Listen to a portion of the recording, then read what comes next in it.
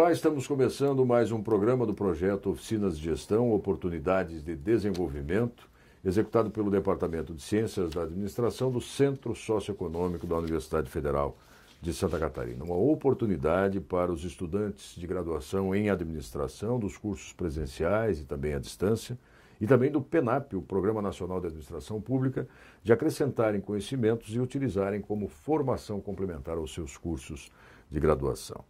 O tema do programa de hoje são os processos e desafios na gestão em e de cursos à distância. O nosso convidado é o professor Oreste Prete, professor aposentado da Universidade Federal do Mato Grosso, fez parte da equipe que fundou o Núcleo de Educação Aberta e à Distância daquela instituição em 1992. Atuou também como coordenador pedagógico do primeiro curso de graduação à distância do país, implementado pelo Núcleo de Educação à Distância, ou Aberta e à Distância da Federal do Mato Grosso, a partir de novembro de 94 até 2006, quando passou a atuar como coordenador adjunto do Sistema Universidade Aberta do Brasil na mesma instituição. De 2006 a 2010, o professor Oreste coordenou também a equipe de leitura pedagógica de material didático do PENAP, o Programa Nacional de Administração Pública, sob a coordenação geral do Centro Socioeconômico do Departamento de Ciências da Administração da Universidade Federal de Santa Catarina, e também da leitura pedagógica do material didático do programa da rede ETEC Brasil. Nos anos de 2011 a 2014, o professor residiu em Maputo, Moçambique, para coordenar um programa de cooperação internacional do governo brasileiro com o governo de Moçambique, denominado Programa de Apoio à Expansão da Educação Superior à Distância na República de Moçambique, que envolvia 2 universidades públicas moçambicanas e 4 universidades federais do Brasil, para a oferta de 4 cursos de graduação à distância naquele país. Professor Oreste, muito obrigado por ter aceito o nosso convite, participar desse programa Oficinas de Gestão, de modo a que os nossos estudantes, espalhados em todos os polos, também os estudantes presenciais, possam conhecer essa sua vivência, a sua experiência nessa área de educação à distância, sobretudo o que reserva o futuro, quais são os desafios na gestão. O senhor poderia começar a conversa conosco dizendo qual é o principal, ou quais são os principais desafios da EAD hoje no Brasil? Antes de tudo, eu gostaria de agradecer o convite que o Centro Socioeconômico me fez para estar aqui hoje. Dizer que é um prazer estar aqui na Universidade Federal de Santa Catarina, sobretudo por falar a respeito de um assunto que faz parte de toda a minha trajetória de vida na Universidade Federal de Mato Grosso, que é trabalhar em curso à distância e, de maneira particular, sempre ocupando uma função de coordenação de gestão de cursos à distância. Viu, Áureo, o que eu percebo é o seguinte, né? A educação à distância hoje já não é mais uma novidade no Brasil. Quer dizer, hoje há centenas de universidades trabalhando com educação à distância, são centenas de cursos que estão sendo oferecidos. Então, eu acredito que as pessoas que estão nos ouvindo já sabem o que é um curso à distância. Mas essa novidade, na década de 70, ela ainda não estava tão sentida aqui no país.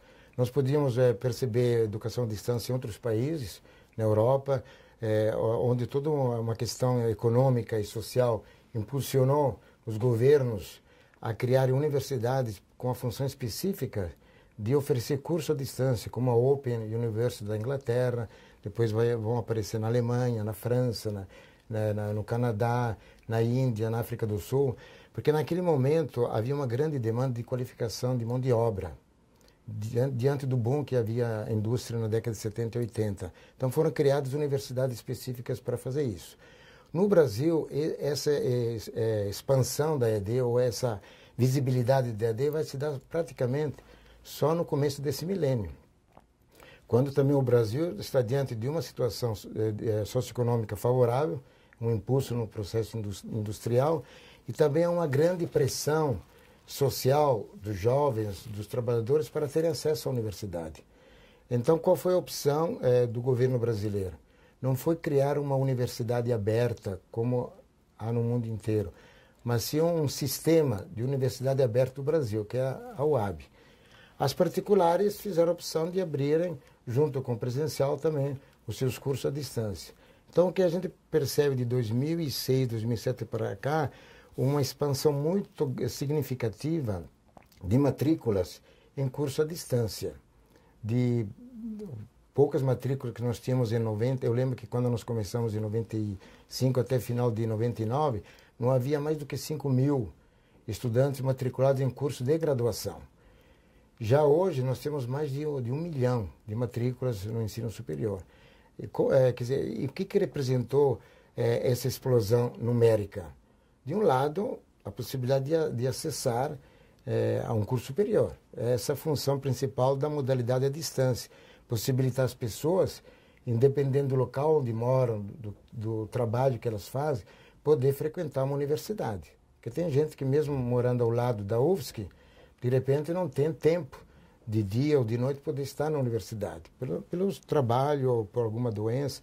Então a modalidade à distância ela possibilita essa abertura da universidade para as pessoas, o cidadão que tem direito de ir a um curso superior. Mas, concretamente, o que a gente pode perceber com essa expansão? Aí eu coloco a questão do grande desafio da EAD. Quer dizer, ela ganhou espaços em termos de chegar a qualquer recanto do país. Mas quais são os custos, os resultados dessa expansão? A gente percebeu isso também no ensino básico, quando o governo também expandiu as matrículas, como a questão da qualidade ela deixou a desejar. Nós estamos percebendo um pouco o mesmo caminho na educação superior. Houve uma expansão significativa. E quais os resultados? O ENAD está aí dizendo que, isso fortificou também a expansão da EAD, de que o estudante que faz curso à distância tem um desempenho igual até superior a estudantes do curso presencial. Mas quem que é esse estudante que faz o ENAD ao final de um percurso? Não é a quantidade que ingressou no começo. Esse é o primeiro grande desafio da EAD no país. É a evasão? A evasão. Nós temos índices ainda muito altos. Não chegam aos índices internacionais, que ultrapassam 60%. Mas os índices nacionais giram ao redor de 50%. A OAB, ela está ao redor de 30%. Então, você recebe muitos estudantes, mas também no percurso você perde, né, um número significativo de estudantes. E com isso significa que o ENAD, quando avalia, no final, avalia aqueles que conseguiram passar por todo esse processo. Então, são os alunos que, não digo que sejam melhores, mas foram aqueles que estavam mais motivados, que estudaram por própria conta, que deram condição de chegarem a essa conclusão e se formarem. Eu tinha assistido a formaturas de cursos onde havia só um estudante. Um polo de 30, 40 que tinham começado, ele sozinho estava concluindo o curso, né?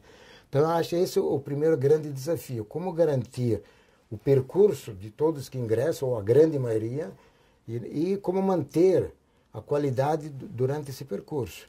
O que implica a qualidade? Primeiro, as condições de infraestrutura.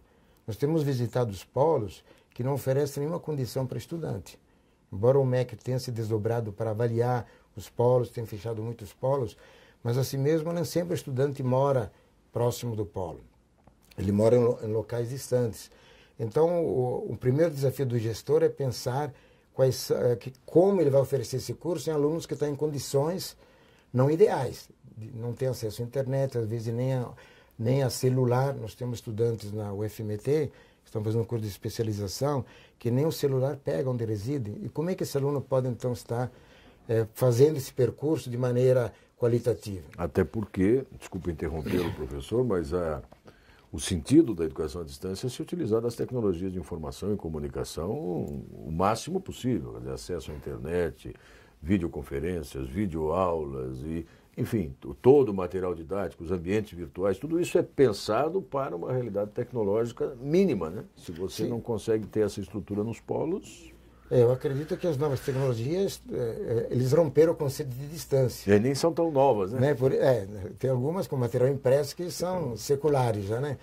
Mas aí, por isso que eu até questiono o conceito de educação à distância. Hoje se faz educação à distância, hoje não tem sentido mais falar em distância. Então, as novas tecnologias, elas são também um plus, um impulso que a EAD tem recebido, como o próprio presencial.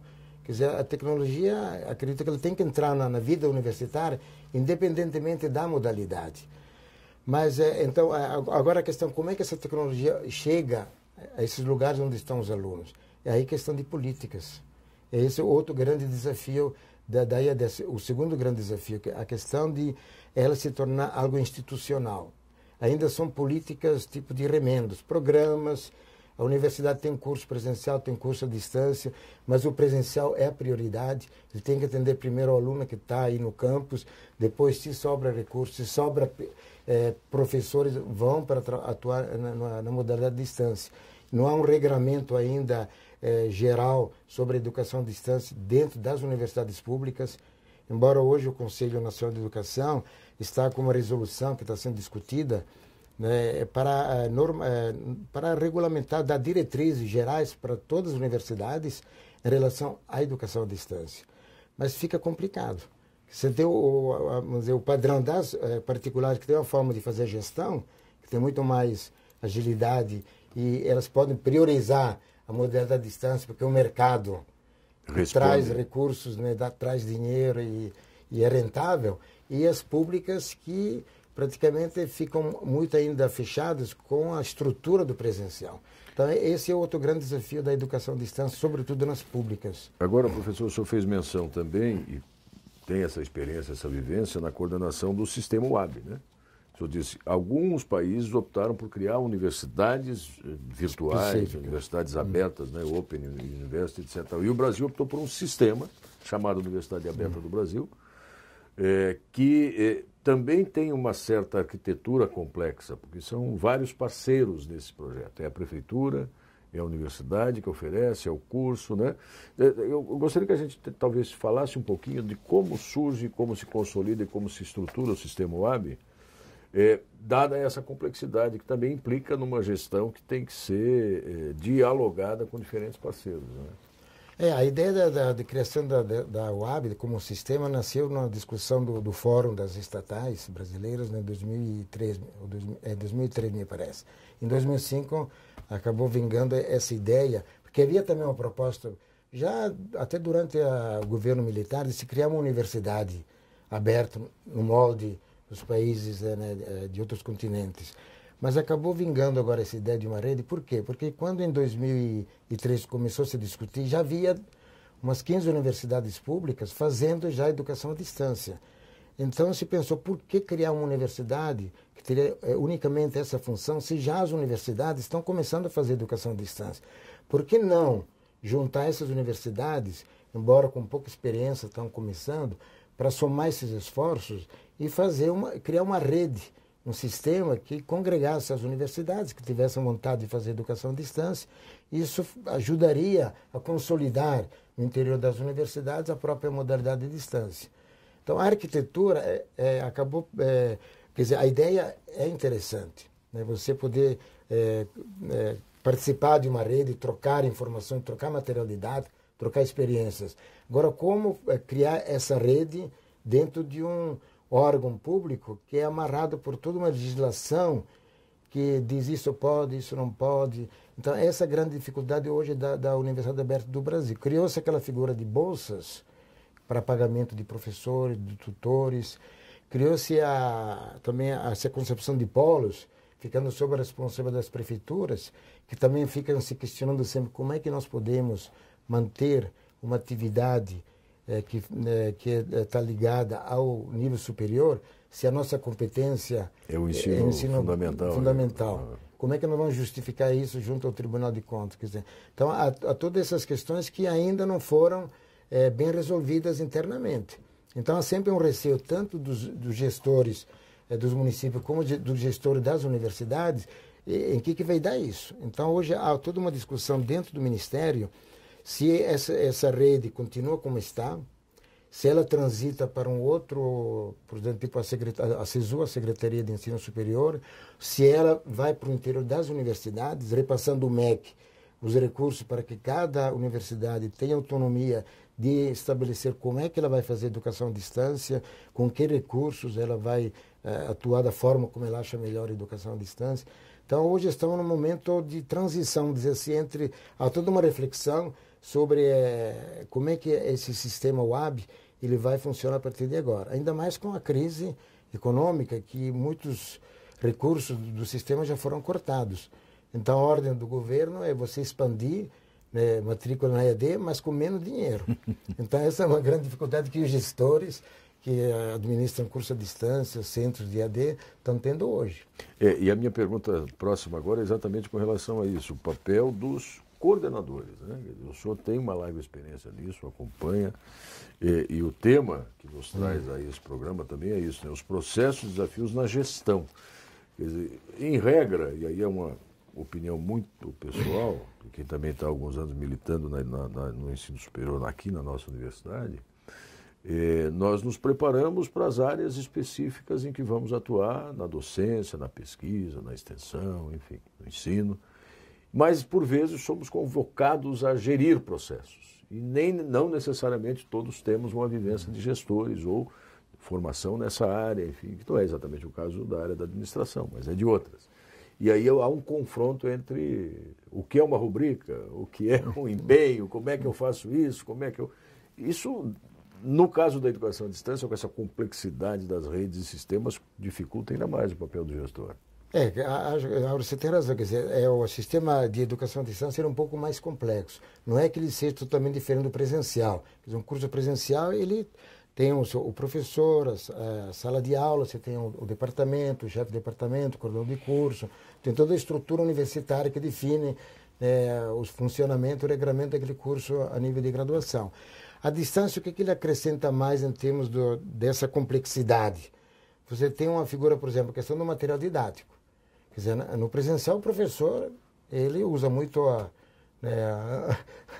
conversa e, eventualmente, ele produz algum material impresso, produz algum PowerPoint, algum vídeo, mas não é o fundamental. Na EAD, já a produção de material didático é fundamental, porque se o aluno está distante, ele tem que receber essas aulas, vamos dizer assim, essas informações, toda a orientação do professor através de algum meio tecnológico, ou impresso, ou em vídeo, ou de outra forma, ou através de uma plataforma de ensino onde ele acessa, ele pode acompanhar até presencialmente algumas atividades. Então já tem esse elemento. O outro, você tem a figura, por exemplo, de mais componentes que participam. O professor na sala de aula, né, ele faz o seu trabalho. A função, da vez, do coordenador de curso é reunir esses professores, distribuir as disciplinas do semestre e fazer um trabalho mais burocrático, muitas vezes. No máximo, um acompanhamento pedagógico. Sim, pedagógico, de vez em quando uma reunião para saber. Né? Na EAD, eles têm que estar muito mais envolvidos, acompanhando tudo o que acontece no processo. Ele tem estudantes que estão espalhados em todos, né, os recantos onde a universidade atua. Ele tem tutores, tanto na instituição como nos polos. Ele tem professor que estão escrevendo material. Tem os professores que vão atuar naquele semestre, que vão atuar no próximo, que eles já têm que preparar esses componentes. Tem uma equipe multidisciplinar que atua por detrás, que dá todo o apoio, tanto através das plataformas, como através da produção da multimídia. Então, um conjunto de sujeitos que participam, de profissionais, que ele tem que acompanhar. Quer dizer, também a concepção de gestor, de coordenador, não pode ser aquela concepção tradicional. Simplesmente é alguém que coordena as atividades, alguém que tem que impulsionar, estar atento, tem que até observar o mercado, onde o curso está indo, em que direção, se realmente é isso que interessa para aquela comunidade local. Tem que estar muito atento também internamente na instituição, com todo o regramento que existe, em todos os níveis, desde as pró-reitorias, com a faculdade, com o departamento. Então, ele tem que ser uma pessoa hábil para lidar a nível da instituição, a nível da própria equipe, ser uma pessoa que saiba motivar, saiba fazer gestão de conflitos, saiba, né, estimular as pessoas para participar, para acreditar naquilo que estão fazendo, que infelizmente a educação à distância ainda, nas universidades, ainda há muito ceticismo, a nível dos próprios gestores maiores.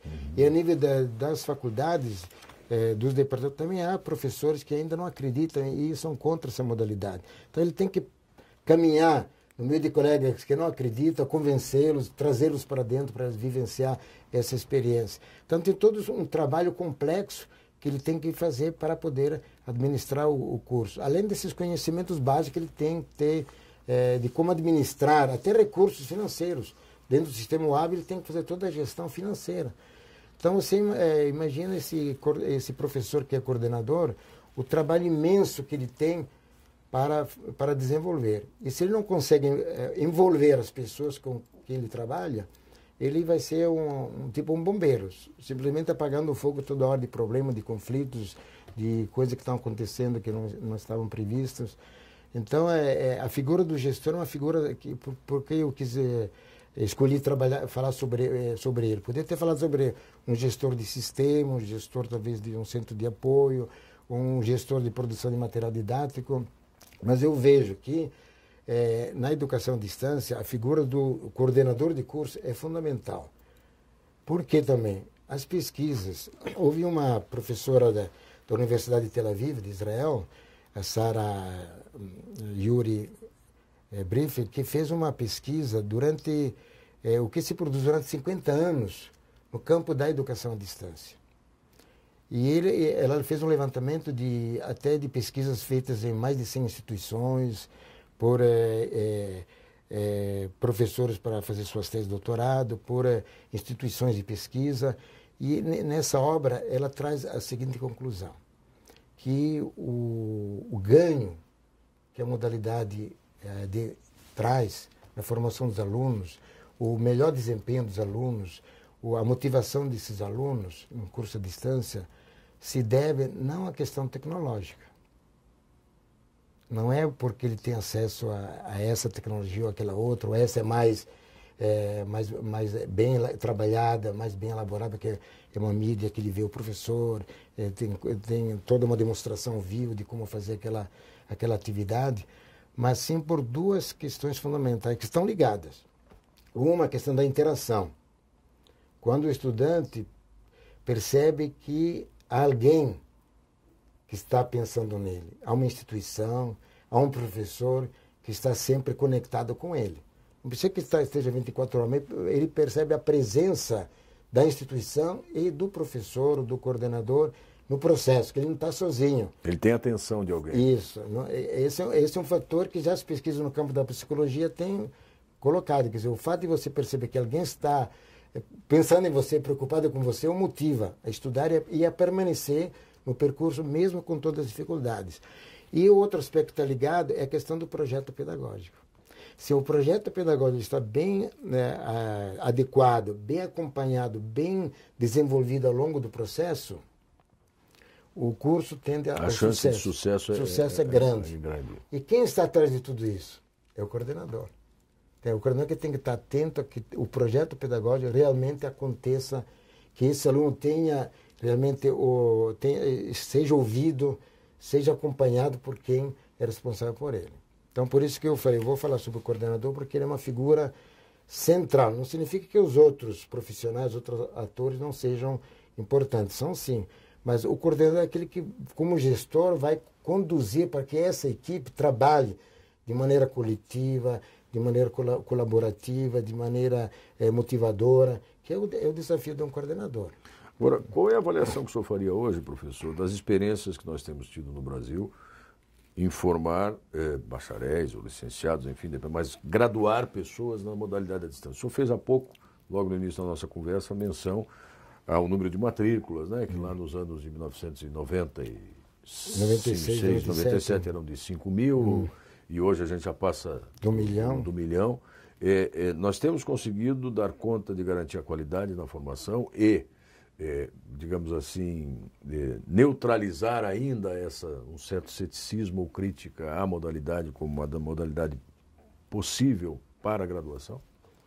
Primeiro, em relação à penetração da modalidade nas universidades, ainda persiste um pouco esse ceticismo. Porque também acho que não há uma política clara e definida, né, por parte da própria universidade em relação à modalidade. Como é que ela se coloca dentro da instituição? Deveria ser algo que faz parte da prática normal da instituição. Independente se é à distância, se é presencial, acho que a universidade teria que atuar. Acho que esse é o meu sonho. Legitimar mesmo. O meu projeto de que o aluno possa se matricular, né, num curso como ele achar mais conveniente. Se é presencial, se é distância, a universidade está preparada para isso. E há toda uma regulamentação que eu apoio nesse sentido.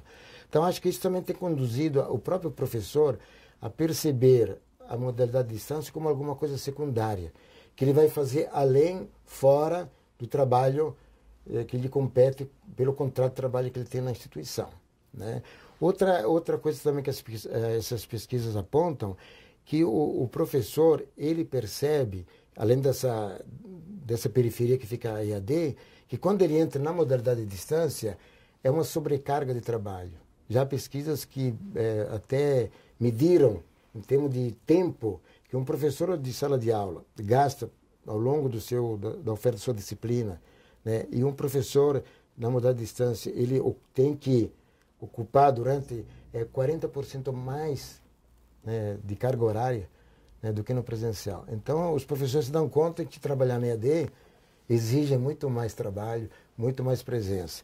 Uma outra coisa que eu percebo pessoalmente é uma certa resistência do professor, do medo, talvez, dele perder a autonomia que ele tem quando está no presencial. Ele entra na sala de aula, ele fecha a porta, ele faz o que ele bem entender na sala de aula. Na EAD isso não é possível. Ele está exposto. A aula dele, o curso dele é visível, tanto para os alunos, como para os colegas, para a coordenação de curso. Então ele está exposto às críticas, aos elogios também, né? Então acho que há uma certa resistência de que ele está perdendo a autonomia didática que ele tem no presencial. Então isso cria um pouco essa resistência que ainda persiste na própria universidade, né? Em relação, se me colocar outra questão, em relação ao quer dizer, esse egresso, como é que é? Infelizmente, ainda nós não temos no Brasil pesquisas consolidadas que acompanharam esses egressos, quer dizer, esses alunos que saíram, quer dizer, o que eles aprenderam no percurso realmente modificou a prática dele para quem já está atuando numa profissão, ou para quem vai entrar no seu campo profissional, tem feito a diferença ou não? A gente tem alguns depoimentos de alunos que dizem que sim, que realmente ajudou muito. E é interessante que o perfil do aluno dele ainda continua sendo aluno trabalhador, quem já está no mercado de trabalho. Então, para esse aluno, sim, o percurso ele fez diferença. Eu tenho, por exemplo, um amigo meu que fez um curso, ele trabalha na área de administração, ele fez o curso de administração pública. E ele me dizia, Orestes, é o seguinte, o que eu estou vendo lá, eu faço, né? Mas as discussões, a teoria que estou vendo está me ajudando muito no trabalho que eu realizo lá no serviço público. Então, realmente, para quem está no trabalho, a gente já pode perceber resultados positivos nesse sentido. Agora, realmente não há pesquisas ainda, é um campo aberto, acho que por uns que queiram fazer tese, doutorado, dissertação de mestrado, para avaliar esses alunos que acabaram de sair, porque como é uma modalidade recente, a maioria entrou em 2000, estão saindo agora, né? Um grande número está saindo agora. Então seria a hora de fazer essa pesquisa. Muito bem, nós estamos conversando aqui com o professor Oreste Prete, que é um especialista nessa área aí de gestão, de processos de gestão da educação à distância, exatamente sobre esses desafios. Enfim, professor, nós estamos nos aproximando aqui do final do nosso tempo para essa conversa, que obviamente se fôssemos liberar o tempo e o espaço, falaríamos bastante. Mas, na verdade, assim, eu gostaria que o senhor tentasse antecipar, se for possível, algumas tendências ou perspectivas que a EAD deve ter nos próximos tempos e, nesta análise, inserir a participação, o papel, o perfil desse gestor. O que mais ele ainda vai ter que administrar, além de tudo que ele já administra hoje, professor? Talvez acho que talvez foi até boa a sua pergunta, porque era uma coisa que eu tinha pensado falar para os coordenadores, para os gestores de curso à distância. Quer dizer, com toda essa complexidade, que é um sistema de EAD, ele tem que desenvolver algumas estratégias que auxiliem nesse processo para ele poder fazer um trabalho que não seja tão estressante, e que seja um trabalho prazeroso e que dê resultados efetivos ao final de todo esse percurso e que a equipe realmente possa crescer nesse processo. Então, uma estratégia que a gente utiliza muito nos cursos à distância, nós temos hoje as plataformas de ensino, que é onde tudo se torna visível, tudo é registrado, desde que o aluno se matricula até a conclusão do curso, está tudo registrado aí. Então, é um espaço que o coordenador de curso pode se apropriar, claro, apoiado em companheiros, em colegas que possam auxiliar a ler, acompanhar, verificar o que acontece nessa plataforma, quem conversa com quem, o que está acontecendo nessa plataforma. Então, é um espaço que lhe possibilita avaliar todo o percurso, estar atento quando alguma coisa acontece e ele tem que logo estar discutindo com o professor, com o aluno, com o gestor de polo, para poder sanar esse problema. Então, acho que o ambiente virtual é um espaço enriquecedor que ele pode ser apropriado. Não é simplesmente um repositório, onde está lá e o professor coloca o material e nada acontece de interessante. Quer dizer, ele revela um conjunto de indicadores. Inclusive de apoio à gestão. Sim, que ele pode se apropriar para poder discutir com a equipe, para poder ver que caminhos, que direcionamento ele pode dar. E nesse sentido também é importante que ele possa se subsidiar através dos relatórios. Pedir para o professor que deu a disciplina no final fazer um relatório avaliando o trabalho que ele fez, como é que ele percebeu o percurso dos alunos, as dificuldades que teve, o que ele sugeriria para ser melhorado, e assim fazer com toda a equipe. Quer dizer, relatórios trimestrais, semestrais, para ele estar com posse desse material, que não seja um material meramente burocrático, preencher por preencher, como às vezes acontece. Preenche os formulários, o aluno preenche aqueles questionários de perfil e aquilo fica guardado e ninguém estuda, ninguém se debruça para entender aquilo e devolver esse material. O outro seriam também encontros periódicos. Uma estratégia que eu usei muito durante toda essa minha experiência em AD, nós tínhamos um dia da semana definido em que era sagrado. Aquele dia toda a equipe se reunia. Mesmo se não tivesse nada para decidir, para discutir de mais importante, mas a gente criou o hábito de uma vez por semana o grupo, nem que fosse meia hora, 40 minutos para tomar um cafezinho, trocar algumas ideias. Essas reuniões periódicas faz com que não só a equipe mantenha aquele clima de motivação e de união, mas também o coordenador possa estar atento ao que está ocorrendo no processo. E além dessa reunião semanal, que depois também pode, de repente, a equipe pode dizer, não, vamos fazer quinzenalmente, ou de repente, uma vez por mês, a reunião de toda a equipe, e mensalmente com grupos menores, quem produz o material, a equipe técnica que cuida da plataforma. Acho que essa é uma estratégia que pode ajudar muito o coordenador para dar esse salto no trabalho dele. E uma outra prática que nós desenvolvemos muito foi um seminário semestral.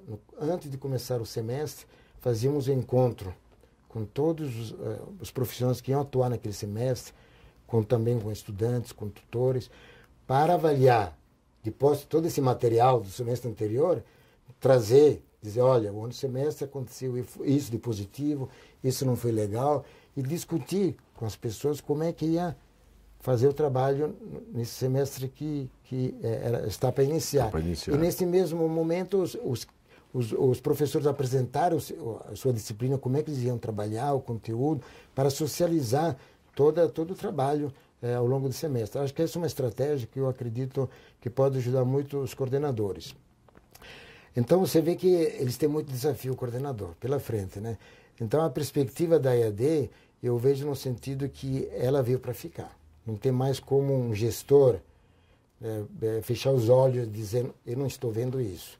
Se um gestor público, nós das universidades públicas não acordarmos de maneira muito mais forte, esse campo vai ser ocupado pela iniciativa privada, como já está acontecendo. Quer dizer, mais de 70% das matrículas da EAD estão nas particulares. Que elas perceberam logo no começo que era um campo fértil para expansão e muitas delas estão fazendo um bom trabalho. Não é porque é particular. Tem universidades que passaram por uma avaliação na época até participei de algumas, junto com a equipe da UFSC, que se deram conta que estavam expandindo, mas sem qualidade, e que eles estavam perdendo muitos alunos. E hoje estão na ponta em termos de oferecer cursos de qualidade. Então, acho que as universidades públicas está na hora de acordar, senão a gente vai perder o bonde da história. Muito bem, nós vamos terminando aqui essa conversa bastante produtiva, enriquecedora com o professor Orestes Prete. Eu imagino que a gente possa, inclusive, disponibilizar depois. Sim, a apresentação que o professor Orestes preparou aqui, mas acabamos gente acabou seguindo outros caminhos. seguindo, mas muito, Como é normal, muito né? do que foi colocado está nessa aí, apresentação, então vocês poderão, inclusive, dispor desse material para poder aprofundar algumas questões. Professor, o seu recado final aqui para a gente encerrar, 2 minutinhos, para o senhor falar diretamente com os alunos, com os coordenadores, com os tutores, enfim, com todo mundo que acompanha esse projeto Oficinas de Gestão. Eu quero me dirigir ao gestor de maneira geral, tanto se é de polo, como de curso, como gestor de um centro, como gestor da universidade, de que o que nós temos que fazer fundamentalmente não é educação à distância, e sim educação. Nós temos que focar no adjetivo, aliás, no substantivo, e não no adjetivo. A gente tem a mania um pouco de adjetivar tudo. Educação à distância, educação de adultos, educação da terceira idade, educação para cá e para lá, professor colaborador, professor autor, professor... Quer dizer, a gente acha que pondo o adjetivo resolve o problema. E a gente acaba esquecendo o substantivo. Então, acredito que a proposta fundamental de um gestor é sempre pensar em fazer educação. E quando fala em educação, não precisa adjetivar de qualidade. Se você faz educação, só pode ser algo que realmente transforme, algo que faça com que esse estudante que está no percurso se torne um cidadão que atue de maneira competente no mercado profissional e de maneira crítica no campo político. Essa é a função da universidade, essa é a função que vocês, como gestores, têm na vida profissional e na vida pessoal. Muito bem, muito obrigado, professor Orestes, mais uma vez. Obrigado a vocês que acompanharam também mais esse programa e fique acompanhando agora na página do Projeto Oficinas de Gestão a agenda dos nossos próximos encontros. Um forte abraço.